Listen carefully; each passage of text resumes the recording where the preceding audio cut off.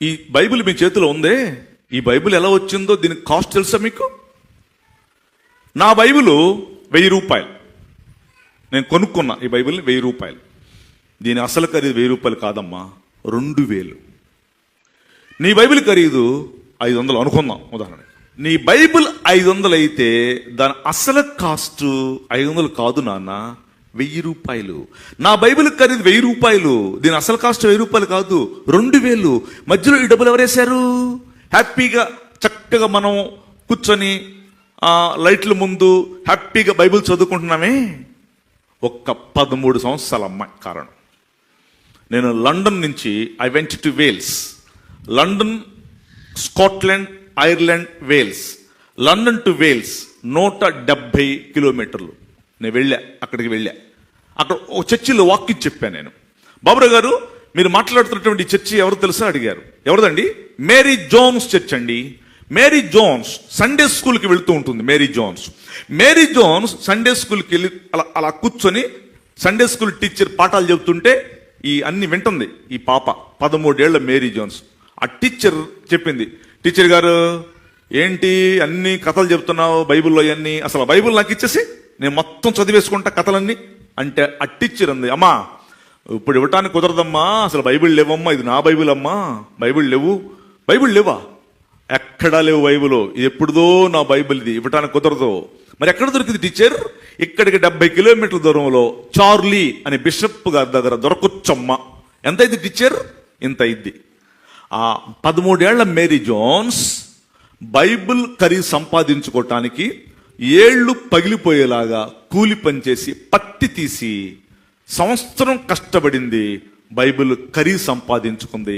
సంవత్సరం తర్వాత ఆ డబ్బుల్ని జేబులు పెట్టుకొని చెప్పులు కొనుక్కుంటానికి కూడా డబ్బులు లేక, చెప్పులు లేకుండా వెళ్ళి 70 మైళ్ళు చార్లీ గారి డోర్ కొట్టింది. బయటకు వచ్చారు చార్లీ గారు, బిషప్ గారు. ఎవరమ్మా నువ్వు? మేరీ జోన్స్ అండి. ఇదిగోండి డబ్బులు, బైబిల్ ఇవ్వండి. బైబిలా? అసలు ఎవరమ్మా నువ్వు? మేరీ జోన్స్ అండి, ఇక్కడ 70 కిలోమీటర్ల నుంచి మైళ్ళ నుంచి వచ్చానండి, బైబిల్ ఇవ్వండి. బైబిల్ లేవమ్మా, ఇప్పుడు ఎక్కడ ఉన్నాయి బైబిల్స్? ప్రింటింగ్ అయిపోయింది, ఎప్పటి నుంచో లేవో, చాలా సంవత్సరాల నుంచి బైబిల్స్. అంటే ఈ 13 ఏళ్ల మేరీ జోన్స్ బైబిల్ ఖరీదు సంపాదించుకునేసరికి 14 ఏళ్ళు వచ్చినాయి ఆ అమ్మాయికి. వెళ్ళింది బైబిల్ లేవనేసరికి ఇసుకలో పొలాడుతుంది, ఏడుస్తుంది. ఇసుకలో పొలాడుతుంటే బిషప్ చార్లీ గారికి ఈ పాప ఎట్లా పొలాడుతుందని చెప్పేసి లోపలికి వెళ్ళి బైబిల్ తీసుకొచ్చి ఆ అమ్మాయికి ఇచ్చాడు.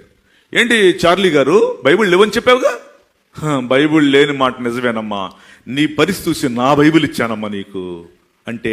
డబ్బులు ఇచ్చింది, తీసుకున్నాడు, వెనక్కి వెళ్ళిపోయింది. మళ్ళీ చెప్పులు లేకుండా 70 మైళ్ళు నడుచుకుంటా వెళ్ళింది. ఆ అమ్మాయి వెళ్ళిన వెంటనే ఈ చార్లీ గారికి బల్బు వెలిగింది. పొద్దున్నే London, Scotland, Ireland, England, Wales equal to United Kingdom ఆ అందరు బిషప్ల్ని పొద్దున్నే మీటింగ్ పెట్టి ఒక మేరీ జోన్స్ బైబిల్ కోసం పడిన ప్రయాస వాళ్ళందరికీ చెప్పాడు. వాళ్ళందరూ కళ్ళు తెరవబడి బిషప్పులకి ఒక ప్రింటింగ్ ప్రెస్ స్టార్ట్ చేసి బైబిల్ సొసైటీ అని పెట్టారు. నీ బైబిల్లో ఫస్ట్ పేజీలో అదే ఉంటుంది. Bible society of London, Bible society of India, Bible society of America. కారకురాలు ఒక్క మేరీ జోన్స్ అన్న. అందుకే నా పెద్ద కూతురికి అక్కడి నుంచి వచ్చిన తర్వాత మేరీ జోన్స్ అని పెట్టా. నా పెద్ద కూతురి పేరు మేరీ జోన్స్. ప్రియమైన చెల్లి, తమ్ముడు వింటున్నారా? అది విశ్వాస ప్రయాణం అంటే, మన సంఘంతో అంటి పెట్టుకుంటాం అంటే, ప్రభు మాట వింటాం అంటే, ప్రభు దగ్గర నుంచి పొందుకుంటాం. అలా పొందుకోవాలి.